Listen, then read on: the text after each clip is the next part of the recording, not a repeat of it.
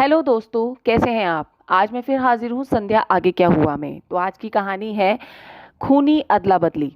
महेश को कुछ समय ही हुआ आया कि आज जो कुछ हुआ वो क्या था। यही सोचते सोचते उसकी आंख लग गई। सपने में उसने देखा कि वो बुरखी वाली औरत उसे फिर हाथ पकड़कर कब्रिस्तान की ओर ले जा रही है, लेकिन मेरी माँ और वो आदमी मुझे फिर से जाने नहीं दे रहे। उसी वक्त उसकी आंखें खुल गई। अभी रात के 1 बज रहे थे। अचानक उसे लगा कि उसके कमरे की खिड़की पर कोई खड़ा है। कुछ सोचकर उसकी रूह कांप गई।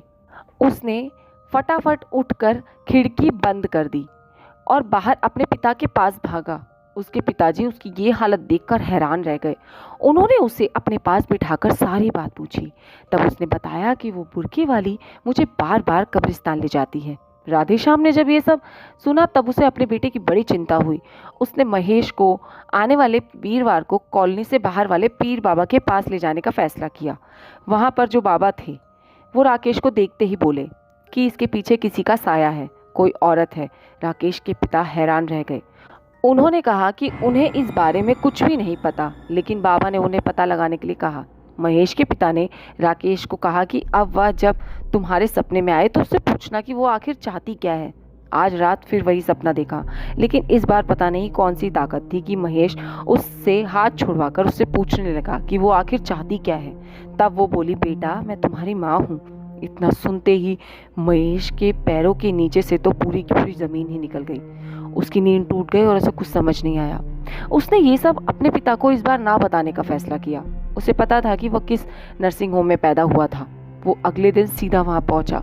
उसने वहां पता चला कि जिस दिन उसका जन्म हुआ उस दिन वहां 4 औरतें और एडमिट हुई थी। उसकी माँ और सकीना, राजेश्वरी, बिमला नामों से ही इन औरतों का वहां पर इलाज चल रहा था।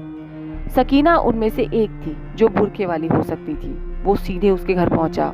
उसे पता चला कि करीब 5 साल पहले उनके पति की लिवर सिरोसिस से मौत हो गई। फिर उनकी पत्नी भी नहीं रही। उनकी बेटी तो पैदा होते ही नहीं रही। ये मामला और उलझ गया। अब उसने उनके परिवार के और लोगों से मिलने का फैसला किया। उसे पता चला कि उनके पति अच्छे आदमी नहीं थे।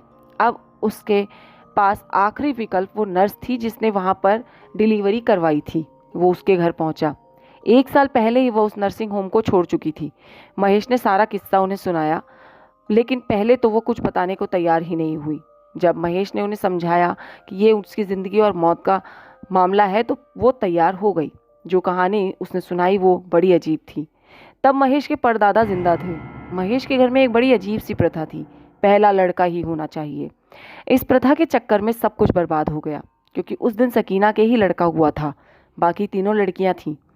उसके परदादा ने सकीना के पति रहीम को बहुत सारे पैसे का लालच दिया और बच्चा बदल दिया। वो बच्ची भी कुछ दिनों में ही दुनिया छोड़कर चली गई। जब सकीना का पति मरने वाला था तब उसने ये सच सकीना को बता दिया। ये सदमा सकीना बर्दाश्त नहीं कर पाई और वो भी दुनिया से चली गई। ये सुनकर महेश को बहुत तकलीफ हुई। वो वहाँ से सीधे घर गया और बहुत सोचने के बाद अपनी माँ की कब्र ढूंढने निकला। उसे वो कब्र मिली। उसने उस पर फूल चढ़ाए और उस दिन वो बहुत रोया। Thank you friends. आपको मेरी ये कहानियाँ या मेरा ये प्रयास अच्छा लगता है तो प्लीज़ प्लीज़ प्लीज़ मुझे लाइक, शेयर और कमेंट करें। सब्सक्राइब भी ज़रूर करें।